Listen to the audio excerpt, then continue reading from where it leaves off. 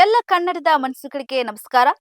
ರಾಜಕೀಯದಲ್ಲಿ ರಾಜಕೀಯದ ರಣತಂತ್ರ ದಿನದಿಂದ ದಿನಕ್ಕೆ ಹೆಚ್ಚುತ್ತಾನೆ ಇದೆ. ಕಾಂಗ್ರೆಸ್ನಲ್ಲಿ ಸಿದ್ದು ಡಿಕೆಶಿ ನಡುವೆ ಕುರ್ಚಿ ವಾರ್ ನಡೀತಾ ಇದ್ರೆ, ಇತ್ತ ಲೋಕಲ್ ಬಾಡಿ ಎಲೆಕ್ಷನ್ ಚುನಾವಣೆಗಳಲ್ಲಿ ಬಿಜೆಪಿ ಜಯ ಸಾಧಿಸಲಿದೆ. ಅಲ್ಲದೆ ಮುಂದಿನ ಚುನಾವಣೆಯಲ್ಲಿ ಬಿಜೆಪಿ ಸ್ಪಷ್ಟ ಬಹುಮತ ಗಳಿಸಿ ಅಧಿಕಾರ ಹಿಡಿಯಲಿದೆ ಅಂತ ಕಾಂಗ್ರೆಸ್ಗೆ ಟಾಂಗ್ ನೀಡಿದ್ದಾರೆ ಮಾಜಿ ಮುಖ್ಯಮಂತ್ರಿ ಯಡಿಯೂರಪ್ಪ ಅವರು.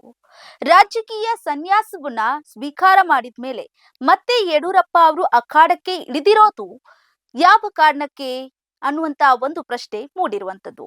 ಈ ಬಗ್ಗೆ ಇಲ್ಲಿದೆ ಒಂದು ಸ್ಪೆಷಲ್ ರಿಪೋರ್ಟ್. ನೀವು ನೋಡ್ತಾ ಇದ್ದೀರಾ ಪಿಪಿ ನ್ಯೂಸ್ ಕನ್ನಡ. ನಾನು ಭುವನ.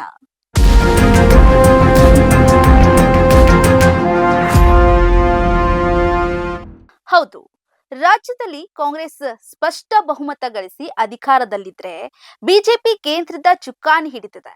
ಆದ್ರೆ ರಾಜಕೀಯದಲ್ಲಿ ಬಿಜೆಪಿಗೆ ಅಧಿಕಾರ ಇಲ್ಲದೆ ಮಂಕ್ ಹಾಕಿದೆ.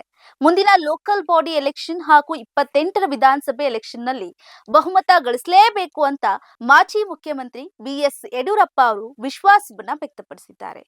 ಇಂದು ಇದೇ ವಿಚಾರವಾಗಿ ಮಲ್ಲೇಶ್ವರಂನ ಬಿಜೆಪಿ ರಾಜ್ಯ ಕಾರ್ಯಾಲಯ ಜಗನ್ನಾಥ ಭವನದಲ್ಲಿ ಬಿಎಸ್ವೈ ಮಾತನಾಡಿ, ಸಂಘಟನೆಯನ್ನ ಬಲಪಡಿಸುವ ದೃಷ್ಟಿಯಿಂದ ಇವತ್ತಿನಿಂದ ರಾಜ್ಯಾಧ್ಯಕ್ಷರು ಮತ್ತು ಎಲ್ಲಾ ಪ್ರಮುಖರು ಸೇರಿ ಜಿಲ್ಲೆಯ ಪ್ರಮುಖ ಸಮಾವೇಶವನ್ನ ನಾವು ಮಾಡುತ್ತಿದ್ದೇವೆ.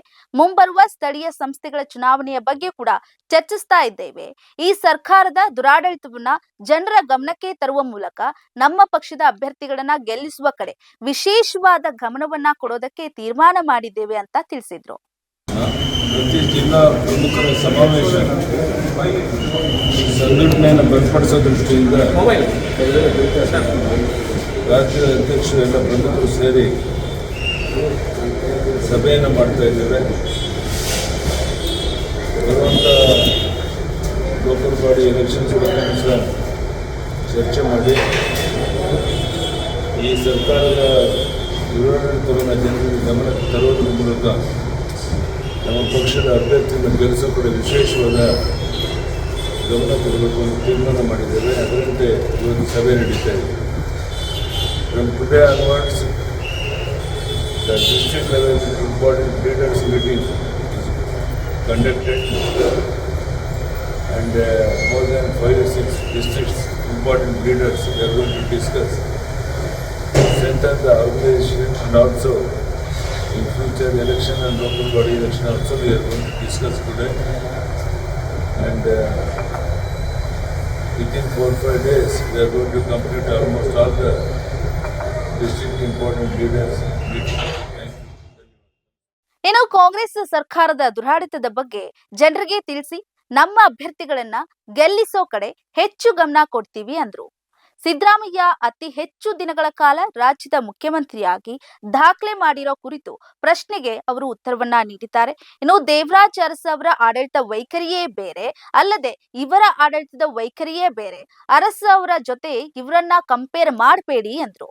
ಇನ್ನು ಈ ಸರ್ಕಾರ ಭ್ರಷ್ಟಾಚಾರದಲ್ಲೇ ಮುಳುಗಿ ಹೋಗಿರುವಂತ ಈ ಸಂದರ್ಭದಲ್ಲಿ ಸಮಾವೇಶದ ಮೂಲಕ ಸಾಧನೆ ಮಾಡುವುದಾಗಿ ಹೊರಟಿರೋದನ್ನ ಜನರು ಮೆಚ್ಚೋದಿಲ್ಲ.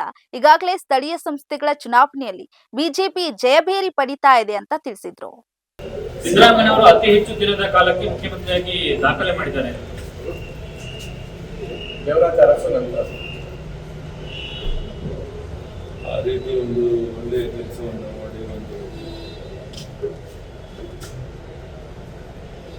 ದೇವರಾಜ ಅರಸು ಆಡಳಿತ ವೈಖರಿ ಬೇರೆನ ಇವರ ಆಡಳಿತ ವೈಖರಿ ಬೇರೆ.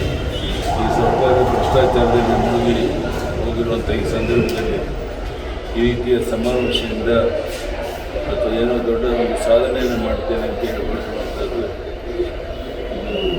ಯಾವುದೇ ಕಾರಣಕ್ಕೂ ಜನ ಮೆಚ್ಚೋದಿಲ್ಲ. ನೋಡಿ ಎಲೆಕ್ಷನ್ಸಲ್ಲಿ ಸಹ ಬಿಜೆಪಿ ಜಯಭೇರಿಯನ್ನು ಪಡಿತಾ ಇದೆ. ಮುಂದಿನ ಚುನಾವಣೆಯಲ್ಲೂ ಸಹ ನಾವು ನಿಶ್ಚಿತವಾಗಿ ದೊಡ್ಡ ಒಂದು ಬಹುಮತದೊಂದಿಗೆ ಸರ್ಕಾರ ರಚನೆ ಮಾಡಬೇಕು ಅಂತ ದೃಷ್ಟಿಯಿಂದ ಕೆಲಸವನ್ನು ಮಾಡ್ತಿದ್ದೇವೆ. ಮುಂದೆ ಬಂದು ಕೆಲಸ ಮಾಡ್ತಾ ಇದ್ದೇವೆ. ಮುಂದೆ ಬರೋ ದಿವಸಗಳಲ್ಲಿ ಯಾವ ರೀತಿ ಲೋಕಲ್ ಬಾಡಿ ಎಲೆಕ್ಷನ್ಸಲ್ಲಿ ಒಟ್ಟಾರೆಯಾಗಿ ಮುಂದಿನ ಚುನಾವಣೆಯಲ್ಲಿ ನಾವು ನಿಶ್ಚಿತವಾಗಿ ದೊಡ್ಡ ಬಹುಮತದೊಂದಿಗೆ ಬಿಜೆಪಿ ಸರ್ಕಾರ ರಚಿಸಬೇಕು ಅನ್ನೋ ದೃಷ್ಟಿಯಿಂದ ಕೆಲಸ ಮಾಡ್ತಾ ಇದ್ದೇವೆ. ನಮ್ಮ ಕಾರ್ಯಕರ್ತರು ಕೂಡ ತುಂಬಾ ಉತ್ಸಾಹದಿಂದ ಮುಂದೆ ಬಂದಿದ್ದಾರೆ. ಹಾಗಾಗಿ ಸ್ಥಳೀಯ ಸಂಸ್ಥೆಗಳ ಚುನಾವಣೆಯಲ್ಲಿ ಮುಂದಿನ ದಿನಗಳಲ್ಲಿ ಬಿಜೆಪಿ ಗೆಲುವು ಸಾಧಿಸೋದನ್ನ ನೋಡ್ತೀರಿ ಅಂತ ಹೇಳಿ ತಮ್ಮ ವಿಶ್ವಾಸವನ್ನ ವ್ಯಕ್ತಪಡಿಸಿದ್ದಾರೆ. ಇದಾಗಿತ್ತು ಈ ದಿನದ ಪ್ರಮುಖ ಸುದ್ದಿಗಳ ಹೂರಣ. ನೈಜ ಹಾಗೂ ತಾಜಾ ಸುದ್ದಿ, ಪ್ರಾಮಾಣಿಕ ವರದಿ, ನಿಷ್ಠುರ ವಿಶ್ಲೇಷಣೆಗಳಿಗಾಗಿ ಸದಾ ನೋಡ್ತಾ ಇರಿ ಬಿಪಿ ನ್ಯೂಸ್ ಕನ್ನಡ. ಇದು ಕನ್ನಡಿಗರ ಪ್ರತಿಧ್ವನಿ.